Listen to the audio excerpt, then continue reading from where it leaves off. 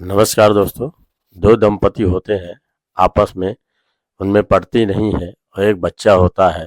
तो दोनों आपस में लड़ाई झगड़ा करते हैं और इस तरीके से एक दूसरे पे मारपीट कर लेते हैं कि उन दोनों में अलगी अलगाव होने का सिलसिला चालू हो जाता है। और एक दिन वो औरत को वो ढकेल के बाहर कर रहे होते हैं, घर वाले कहते हैं कि तुम यहाँ से चली जाओ। तो उसकी एक छोटा बच्चा रहता है, वो कहती है मैं बच्चे को छोड़ के नहीं जाऊंगी, ये बच्चा मुझे दे दो।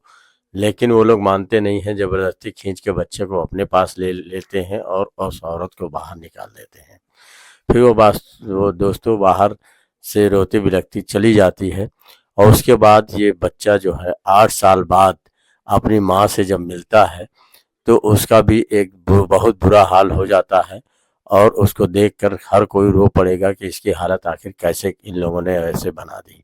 अरे दोस्तों, ये कहानी आप लोग को विस्तार पूर्वक सुनाता हूँ। ये कहानी आप लोग को अच्छी लगी तो लाइक शेयर कमेंट जरूर करिएगा और बताइए कहानी आप लोगों को कैसी लगी। और दोस्तों, कहानी में लास्ट तक बने रहिएगा, तभी आप लोग को जो है पूरी कहानी पता चलेगी और इससे बहुत बड़ी सीख भी मिलने वाली है। आप लोग ध्यानपूर्वक सुनिएगा। दोस्तों, ये कहानी केरल की है। केरल के एक कोलम गांव होता है, वहीं के दो रहते हैं, दो दो दंपति। और उसमें जो है जो जो तिवारी होते हैं, उनकी एक पत्नी होती है जिसका नाम पूनम होता है। और तिवारी जी जो है सरकारी नौकरी कर रहे होते हैं और दूसरे क्षेत्र में होते हैं। और ये पूनम जो है ये सरकारी टीचर होती है। इसके दो बच्चे होते हैं और एक बच्चा सौतेला होता है। तो 3 बच्चे रहते हैं।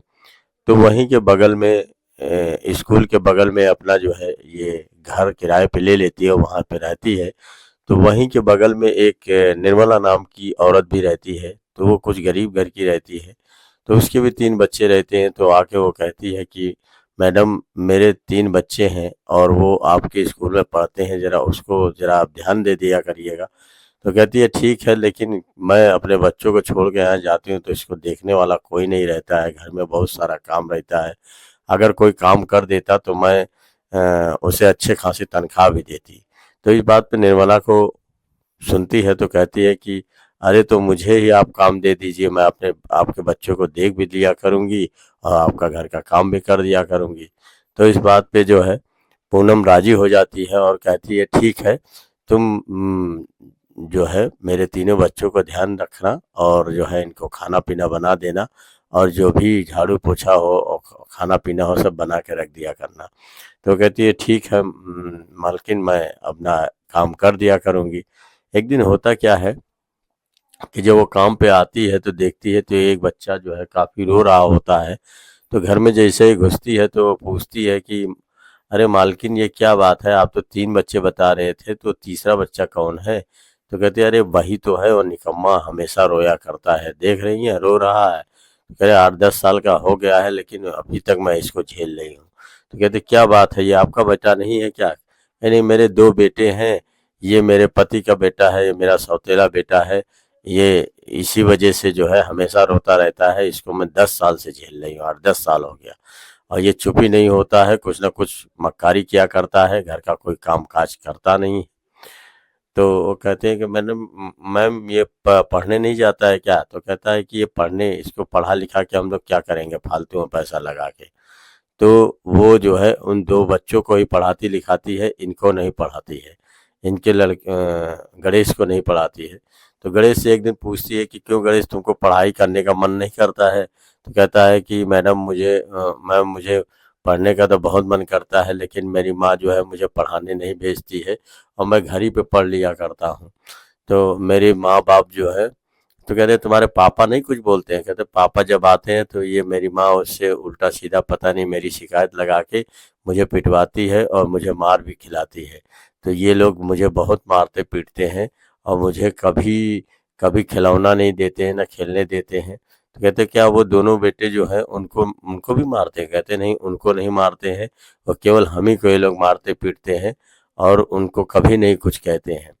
तो वो सोचने लगती है कि इतना सौतेलापन कैसे, अपने बेटों को कहीं कुछ नहीं करती है, एक सौतेले लड़का है, कितना अच्छा है, लेकिन बताओ इसको कितना मारती पीटती हैं।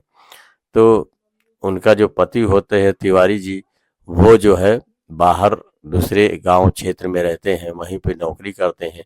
तो एक दिन जब वो वहां से वापस आते हैं, तो आने के बाद जो देखते हैं निर्मला को, तो निर्मला देख के बिल्कुल भौचक्की हो जाती है। वो सोचने पे मजबूर हो जाती है कि इसका मतलब ये यही तिवारी ही में इस बच्चे का बाप है। इसका मतलब इसकी माँ तो मैं ही हुई।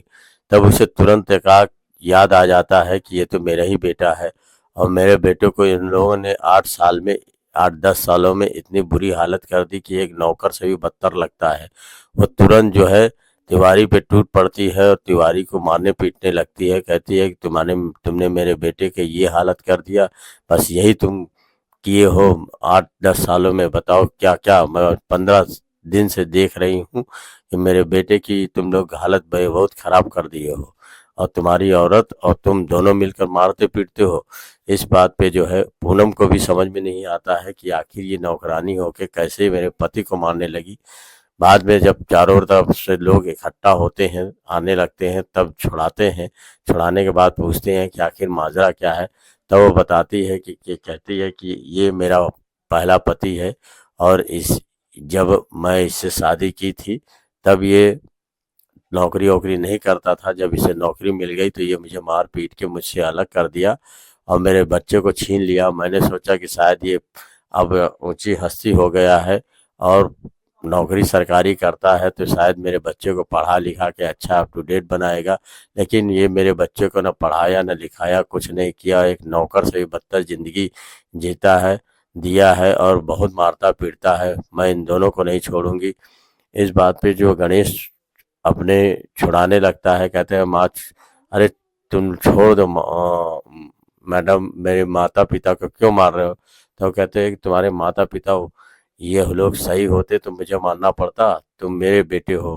आज से 8 10 साल पहले मैं मुझे तुमसे छीन लिया गया था। इस बात पर जो है वो गणेश को अपने साथ में ले जाती है और कहती है इन लोगों से दूर रहो, और वहीं जाके अपने साथ जो है जो 3 बच्चे होते हैं उसी के साथ घुल मिल के रहने लगती है, और फिर वो वहीं से चली जाती है। दोस्तों यहीं पे कहानी समाप्त हो जाती है। नेक्स्ट कहानी में आप लोग को और बताऊंगा। अच्छी लगे लाइक शेयर कमेंट जरूर करिएगा। धन्यवाद दोस्तों।